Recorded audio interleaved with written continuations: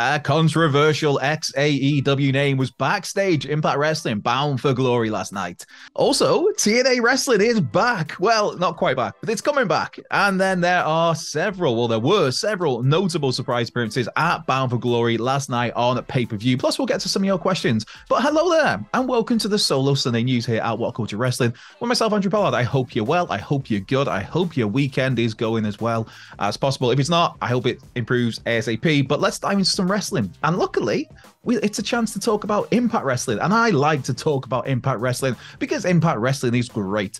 Now, the first story there, the ex-AEW name, controversial name, who was at Bound for Glory last night. It's not CM Punk, although the pay-per-view was from Chicago, but instead it is Ace Steel. Ace Steel was working last night as a producer for Bound for Glory. Now, Mike Johnson over at PWInsider.com, who those guys over there just always do great work, so go and give them some love whenever you can. But PWInsider.com reports that Ace Steel was working a tryout as a producer for Impact Wrestling last night. Now, this isn't the first time that there's been, I guess, talks or interest between those two parties, because in between firings, because Ace Steel obviously, of course, was fired twice within the space of a year by AEW, because fired shortly after Brawl Out, brought back to work remotely when CM Punk returned, and then let go again once CM Punk had left. Now, in between that period where Ace Steel was out of AEW for the first time, there was interest then from Impact Wrestling in bringing in Ace Steel, who, of course, worked for NXT as a coach and producer before working in that role for AEW. And that, obviously, that interest in Ace Steel back then cooled once he re-signed with AEW because, hey, he's rehired by AEW. But now Ace Steel looks like he's getting a chance with Impact Wrestling. Now, the guy clearly has a good brain for the business. So let's see what comes of this one. But it's an interesting one. I mean, he does actually have Ace Steel pronouns, pal. Ace Steel does actually have previous with TNA Impact Wrestling, going back to 2002 and 2003, where he worked a handful of matches. This was via Cage Match, which is another great website, cagematch.net, where I believe he worked 5 matches. I feel like I'm going King Kong Bundy there. 5. Yes.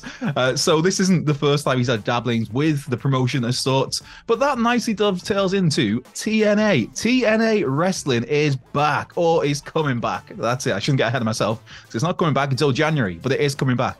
Impact Wrestling, yes, is rebranding as TNA Wrestling. Now, this is certainly something that I don't know, it caught me by surprise this morning. It came a little from out of left field, where it's like, oh, right, let's see how we got on with Bound for Glory last night. Big pay-per-view, headlined by Josh Alexander, challenging Alex Shelley unsuccessfully for the World Heavyweight Championship there.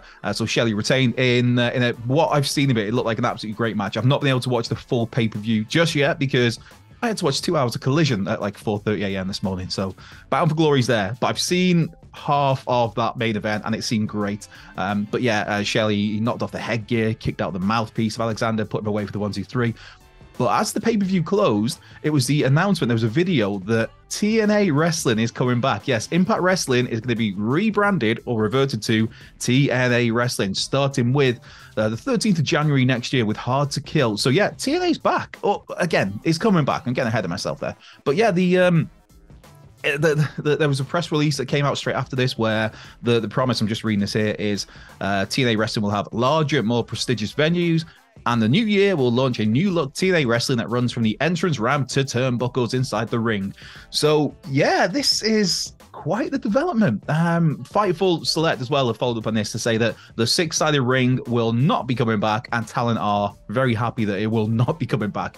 That is obviously that was a staple, a hallmark of TNA Wrestling was a 6-sided ring, which was certainly a choice. But now TNA hasn't been around since 2017. That was when the Impact Wrestling rebrand happened. But as a promotion, if you take into account the general wider lifespan, TNA Wrestling, it all began in 2002 when it was NWA TNA. Of course, TNA stands for Total Non-Stop Action.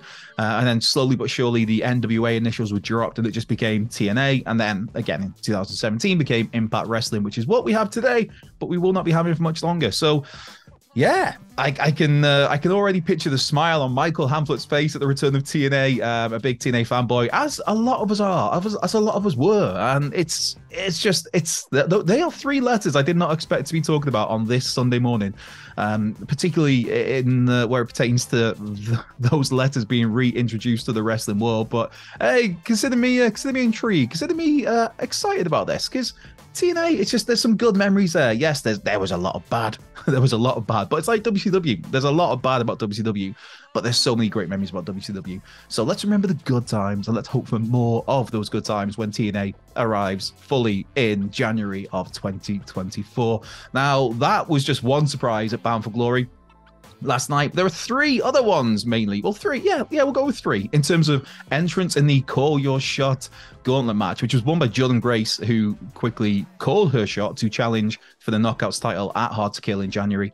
That title still held at the moment by Trinity. But the three surprise appearances in the Call Your Shot Battle Royal was Sonny Kiss, were Matt Cardona, and was the Juice, Juventud Guerrera. Hey, man, I'm a big Juice mark. What can I say? Again, WCW, brother. So Juvi was in the match. Matt Cardona returned to Impact for the first time since January. He finished up where he dropped the Digital Media Championship to Joe Hendry. I believe in Joe Hendry. Yes, gotta give the clap whenever you mention his name, and he will appear somewhere, I'm sure. Well, he will appear in just over less than a week's time, where he will face Simon Miller. Yes, our own Simon Miller at Impact Wrestling Turning Point, October the 27th, Friday in Newcastle. Simon Miller challenging Joe Hendry. I'm here for this, but hey, who have you got in that match? Let me know in the comments. I can't bet against Joe Hendry, man. I got a lot of love for Miller, but Joe Hendry's my boy. So anyway, Matt Cardona, that's a side note there. Matt Cardona last competed in January for Impact against Joe Hendry. Returned last night as an entrant in the Battle Royal. Got, I think it was five, the gauntlet match. I think it was 5 eliminations he got, mainly with Brian Myers, before he also eliminated Brian Myers. Cardona got to the final 3 before being taken out by Jordan Grace.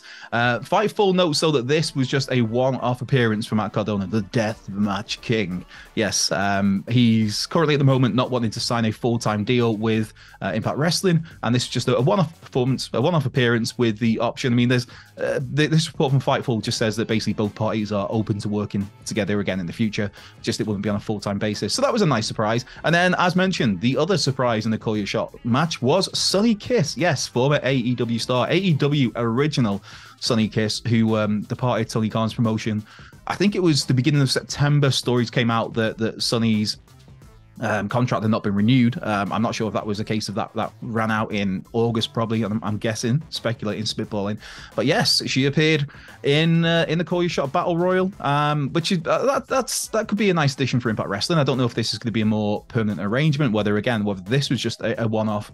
But the Sonny Kiss's departure, the concrete rose from AEW, was a case of Tony Khan just opting not to renew her contract when it came up, because Tony, historically, unless you've done something awful, he's not going to fire you. It'll just be a case of, right, I'll keep this person on payroll until their contract runs out, and I just won't renew it. And that was a case of what's happened with Sonny Kiss. So good luck to her with Impact, if that is something that becomes a bit more of a permanent arrangement, because there's a lot to tap into there with Sonny Kiss. Right.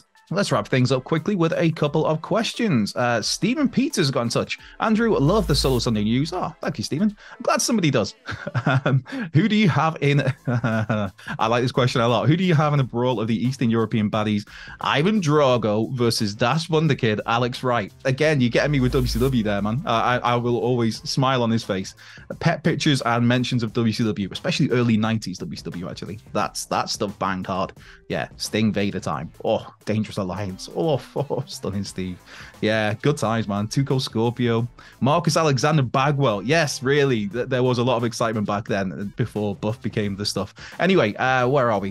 What's the question? Ivan Drago versus Dash Wonderkid, Alex Wright. See, you're tapping into two of my favorite things there. Just WCW and the Rocky films. But I can't I cannot bet against Das Wunderkid, Alex Wright. So Alex Wright gets that one. Great question, Stephen. T on a B has got in touch. Hello, T. Will the name change make much difference to TNA? And should they bring the old ring back? That is something in terms of will it make a difference, I can't answer that just yet. They have to wait until January and see what these changes are. But I mean, it sounds like it will make a difference in terms of at least presentation. The press release says that we're going to be getting, basically just sounds like we're going to get new rings, a new setup, a new design, and also, again, that mention of larger venues.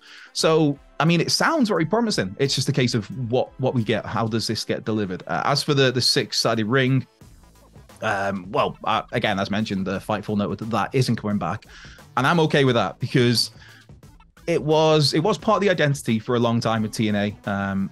But I can never really take to it. And then in a casual name drop on a Sunday, having a conversation with Christian Cage a couple of years ago at a convention I was at, lucky enough to host a panel with him and DDP. That was interesting. But just chatting to Christian, which is a very random sentence throughout there, he brought that up and mentioned about how it was the six-sided ring took a lot to get used to, and it was awkward to bump on because obviously you've got 6 turnbuckles and what's underneath the turnbuckles at the base of the ring. So yeah, I'm happy for that not to come back. Paul's got in touch. Andrew, love the solo Sundays. Cheers, Paul. Keeps work manageable. Yes. With TNA coming back, what other promotion would you love to see return? Wrestling Society X would be the ultimate guilty pleasure. That is quite the shout on Wrestling Society X. That, of course, was a very brief promotion that was around for basically one season of TV that was all very much high-flying driven. But there was a lot of talent involved in that. For me, if I could bring one promotion back, I mean, the glory days of ECW is an easy one to go for. Hey, WCW, man, I've bigged up WCW a lot on this already. But I think those promotions, I mean, ECW in particular I think that was perfect for a certain time, a certain zeitgeist, a certain time in pop culture. So I wouldn't bring that back. WCW, I'm happy with the memories, man. I'm happy with the memories of Sting and Vader. I'm happy with the memories of staying up at like 3 a.m. To watch an episode of Worldwide where I genuinely thought Davey Boy Smith had pinned Big Van Vader and was the new world champion. And then obviously it didn't quite happen like that. So I'm happy with the memories on that one. If I could bring something back, I would bring it back and I would make it widely available. Maybe pop it back on Netflix, but make it widely available so we can all watch it. I would bring back Lucha Underground. Yes. God, man, that was entertaining. That was absolutely a word I can't say on a Sunday morning, but that was something crazy. That was just absolutely nuts. Lucha Underground it's just insane. I'd bring back that, just the entertainment value. Also, I mean, I would bring back when NWA Power was good. I bring back those early powers, man, when everything was going so smoothly, when everything was looking so great until Billy Corgan lost his mind. But yeah, I'd bring back Lucha Underground. One other question. Groovy Z has got in touch. Do you think Miro's hot and flexible wife has an ulterior motive pushing him towards gold by feeding him her clients? It could be.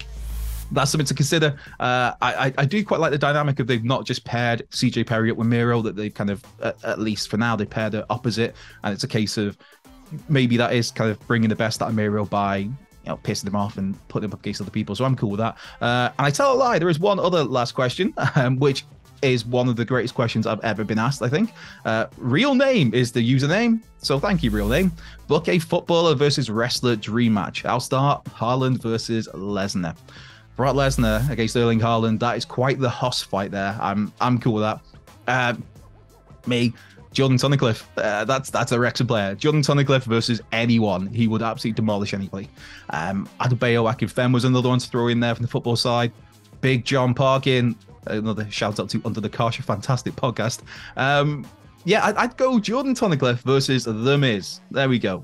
Because The Miz is great at putting anybody over and doing the JOB. He's fantastic in whatever role you put him in. So yeah, Jordan Tunnicliffe versus The Miz. Go and look up Jordan Tunnicliffe if you have not heard of him. Absolute beast of a man. Anyway, that has been the Soul Sunday News. Thank you very much for watching and for putting up with me talk about Impact Wrestling, because I like to talk about that. And for going off on tangents about WCW, because I like to talk about that. But this has been the Soul Sunday News with myself, Andrew Pollard, here at What Culture Wrestling. Have a great rest of your day. I hope the rest of your weekend goes well. And I'll be back. Actually, I won't. Will I be back? I think I'm back next weekend. I can't remember. I think I'm either off or I've got a half day, because I'm off to watch Impact Wrestling next Sunday. Yeah, nice tie-in. Right. Anyway, have fun. Take care. Be well.